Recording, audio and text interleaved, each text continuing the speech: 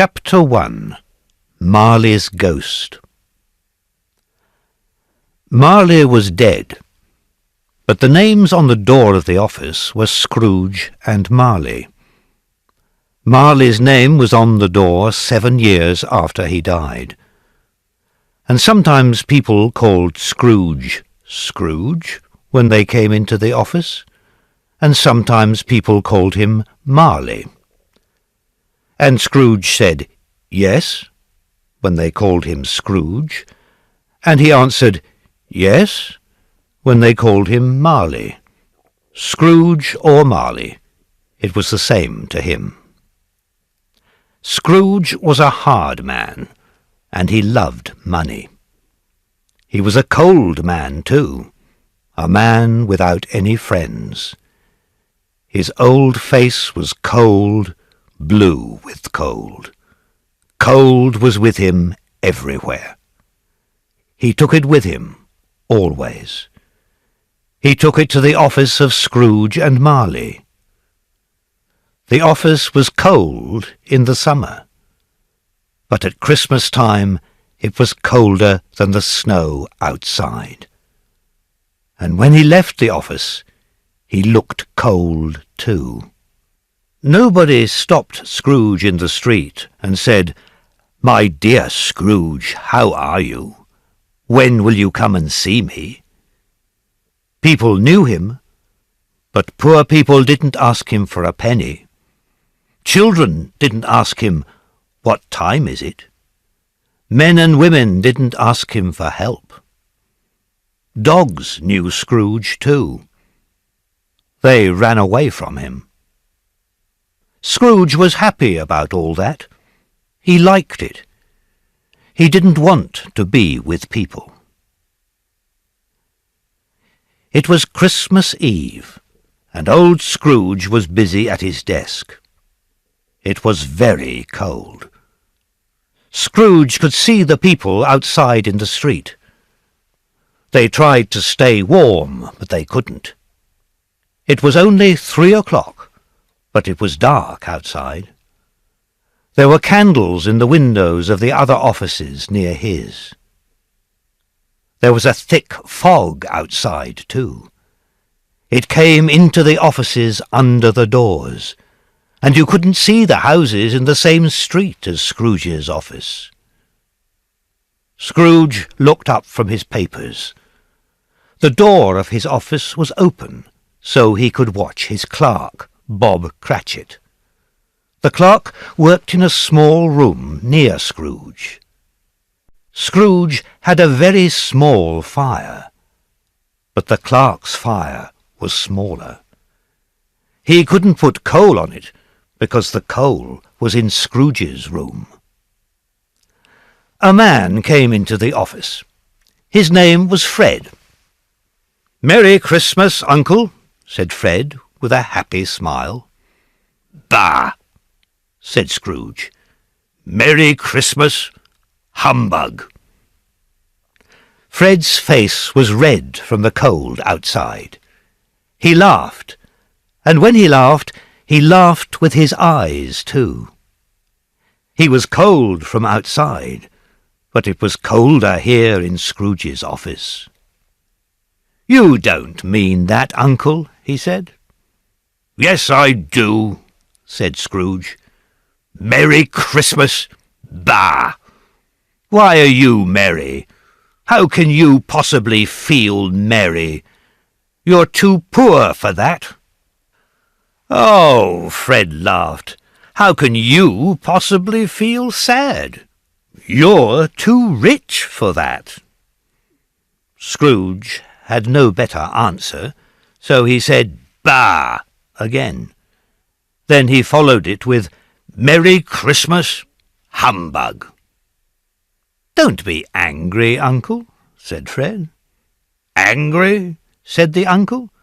"Yes, I'm angry. I'm angry because I live in a world with happy people in it. Merry Christmas! Why? What's Christmas to you? You want things, but you haven't got the money for them. You're a year older, but not richer. You haven't got as much money as you had last Christmas. People say, "Merry Christmas," said Scrooge angrily, "but I think I'd like to eat those people for Christmas dinner." "Oh, Uncle," said Fred with a smile.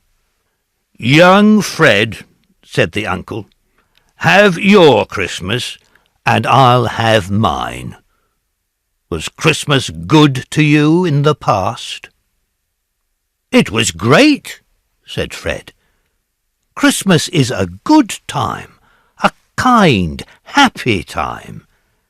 Everybody likes being with people. It's the only time in the year when that happens. And so, Uncle, Christmas was always a good time for me. It didn't make me rich, but it made me happy. And I say, Merry Christmas, everybody." "Humbug," said Scrooge. "Don't be angry, Uncle. Come and have dinner with us tomorrow on Christmas Day." "No," said Scrooge. "And again, no. Good afternoon." "But I don't want anything from you. Why can't we be friends?" "Good afternoon," said Scrooge. "So you won't come? I am sorry about that. We were always friends, and because it's Christmas, I want to be a good friend now. So I will say, Merry Christmas, Uncle, and a Happy New Year to you." "Good afternoon," said Scrooge. Fred stopped at the door and said, "Merry Christmas" to Bob Cratchit, the clerk. Bob was cold, but he answered warmly, "Merry Christmas to you, sir." "There's another stupid person," said Scrooge. "My clerk, with only £1 a week for a wife and family, is talking about a Merry Christmas." The clerk opened the door for Fred, and he left. Then 2 other men in expensive clothes came in. They walked into Scrooge's office and took their hats off. They had books and papers in their hands. One of the men looked at his papers. "Scrooge and Marley's, I think," he said. "Am I speaking to Mr. Scrooge or to Mr. Marley?" "Mr. Marley's dead," answered Scrooge.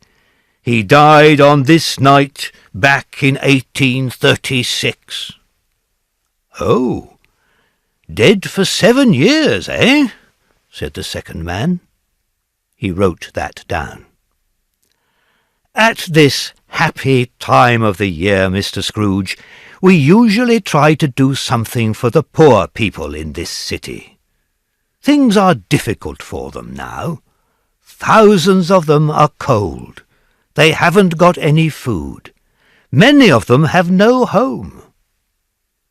"Aren't there any prisons for them?" asked Scrooge. "There are a lot of prisons," the man answered. He put down his pen.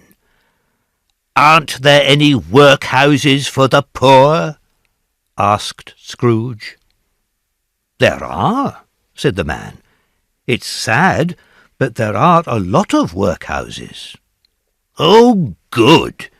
So the prisons and workhouses aren't closed," said Scrooge coldly. "I'm happy about that." "Prisons and workhouses can't really make people merry at Christmas time," said the man. "So we are asking people for money. We will give it to the poor for food and drink. How much will you give us?" "Nothing," said Scrooge. "I'm not merry at Christmas time, and I won't give money to the poor so they can be merry. Good afternoon to you." The two men looked at Scrooge's hard, unhappy face, and left the room.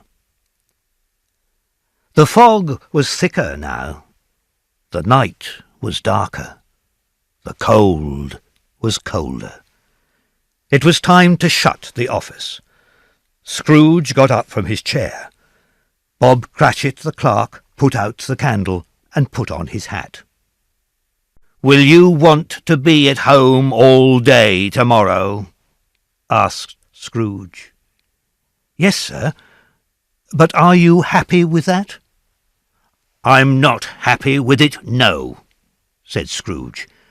"It is not right. I pay you every day when you work. You think that's right, but you also want me to pay you for a day when you don't work." The clerk smiled. "It's only on Christmas Day," he said. "Oh, so you can take 15 pence from me every year, and that's all right, because it is for the 25th of December?" said Scrooge. "Oh, all right. You can have the day at home. Be here early the day after that." Scrooge went out, and the clerk shut the office. He ran home as fast as he could. He forgot about work and played with his children.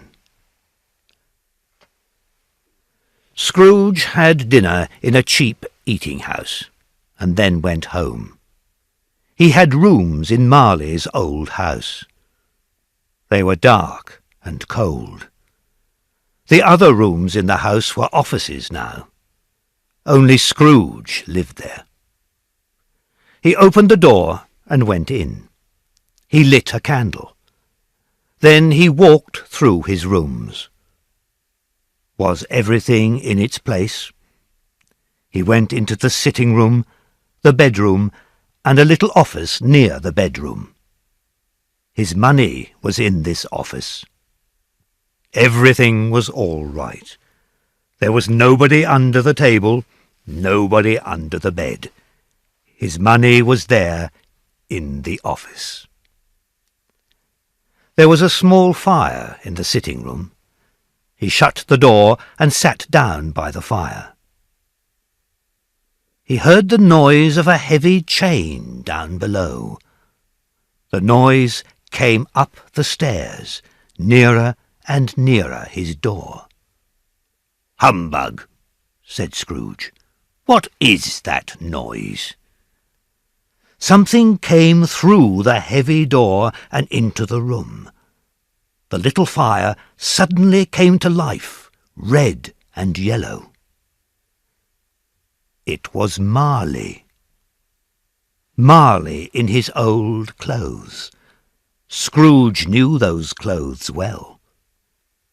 There was a chain round him, a chain with money on it, and money boxes, and money bags. Scrooge looked at Marley. He could see through him. He could see the back of his coat. "Well," said Scrooge coldly, "what do you want?" "A lot." Yes, it was Marley. "Who are you?" Scrooge asked. But he knew. "You mean, who was I?" "Who were you, then?" said Scrooge. "In life I was Jacob Marley. Don't you know me?" said the ghost. "No," said Scrooge, "I don't." But he did. "Your eyes say it is Marley," said the ghost. "Are your eyes wrong?" "Yes," said Scrooge, "my eyes are wrong." "Why not?" "I think I ate something bad, and now I'm seeing you. I think you're bad meat, not Marley. Humbug!" The ghost gave a loud cry and made a really loud noise with its chain. Its mouth fell open. It was the mouth of a dead man. Scrooge fell down on the floor and looked up at the ghost. He put his hands in front of his face. "Why," he cried, "why are you here? You are dead." "Now," said the ghost, "do you think I am Jacob Marley? Dead Jacob Marley?"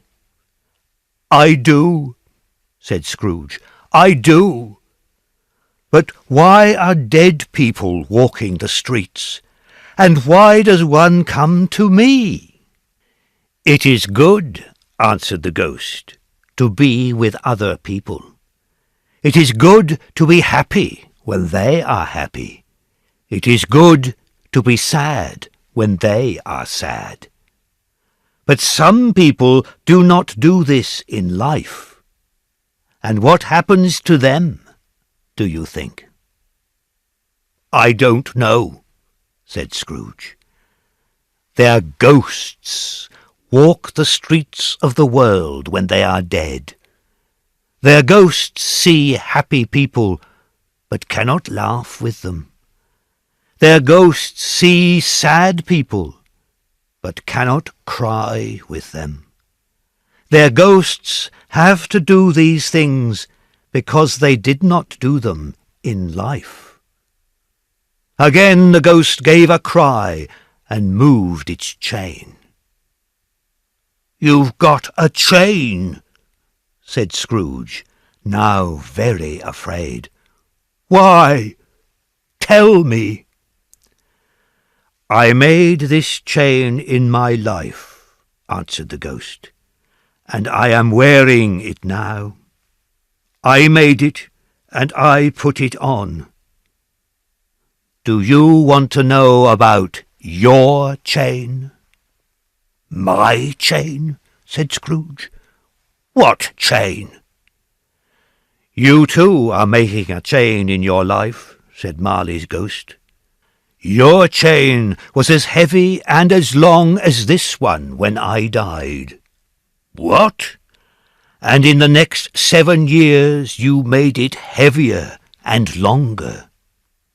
"Don't tell me more," said Scrooge. "I'm afraid.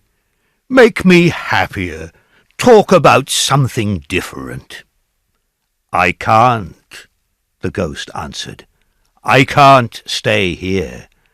I have to go to a new place, always a new place.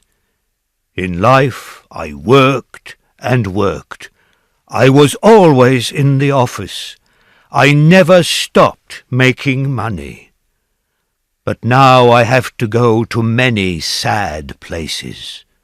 Always a new place. Every day, every minute." "Dead for 7 years," thought Scrooge, "and never in one place." "Yes, all the time," said the ghost. "I am always moving, never happy. This time of the year is the worst. Why in the past did I turn my eyes away when I walked near people? Why didn't I look at the poor homes? Why didn't I help poor people? Listen to me." "I will," said Scrooge. "I will. But don't be angry with me. I sat next to you many times in the days after I died." This was not a nice thought for Scrooge. "I am here tonight," the ghost said, "because I have to tell you something. I can help you." "You were always a good friend to me," said Scrooge. "Thank you." "3 ghosts will come," said the ghost of Jacob Marley. "When?" asked Scrooge. "The first ghost will come at 1 o'clock. You will hear the church clock, and you will see him. The second ghost will come on the next night at the same time, and the third on the next night at midnight. You will hear midnight on the church clock." "And you?" asked Scrooge. "You won't see me again," said Marley's ghost. "But remember my words." The ghost walked back away from Scrooge. It walked, and the window opened at the same time. When the ghost was at the window, Scrooge heard from outside the cries of the sad people in the world. The ghost listened for a minute, and it cried too. And then it went out into the night. Scrooge went to the window and looked out. There were ghosts outside. They walked up and down the street, and they cried. They all wore a chain. Scrooge knew some of these ghosts from before, when they were men. They cried because they wanted to help other people, but now they couldn't. Then the ghosts went into the fog, and Scrooge couldn't hear them. The night was quiet again. Scrooge closed the window. He checked the door. He tried to say "humbug," but stopped. Then he went to bed with his clothes on and fell asleep. Chapter 2. The Ghost of Past Christmases. When Scrooge opened his eyes again, it was dark. He looked from his bed, but he couldn't see the window. It was as dark as the walls of the room. He listened. Then he heard the church clock. It was 12 o'clock. But it was after 2 when he went to bed. Was the clock wrong? Perhaps the hands of the clock couldn't move because of the snow. 12. 12?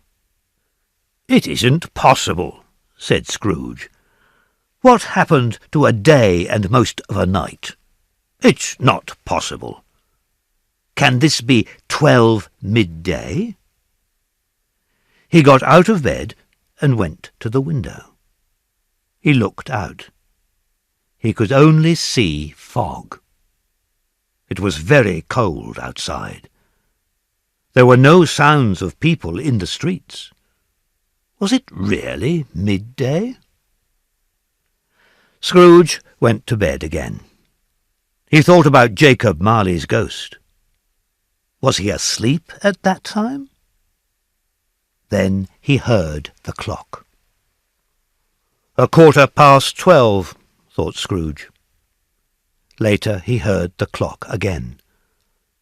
12:30, thought Scrooge. Again.